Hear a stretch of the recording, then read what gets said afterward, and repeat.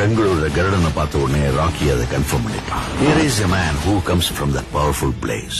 அதனாலதான் கருடனை கொல்ல வாய்ப்பு கிடைச்சும் அவனை கொல்லல, விட்டுட்டான். KGF பிடிக்க அவனுக்கு ஒரு பெரிய படையே தேவைப்பட்டுச்சு. அதனாலதான் ராக்கி எல்லாருக்கும் முன்னாடி கருடனை கொன்னான்.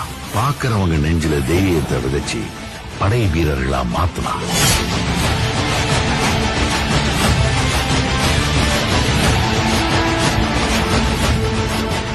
எல்லாருக்கும் கருடன் இறந்த செய்தி தெரிய வந்துச்சு. சூரியவர்தன் சொன்ன மாதிரி பிணந்தின்னி கழுகுகள் சுத்த ஆரம்பிச்சது. KGF அழிக்கவும் காத்துட்டு இருந்தாங்க, உருவாக்கவும் காத்துட்டு இருந்தாங்க. ஆனா அங்க ஏற்கனவே ஒருத்தன் தன்னோட கால் தடத்தை பதிச்சுட்டான்னு அவங்க யாருக்குமே தெரியல.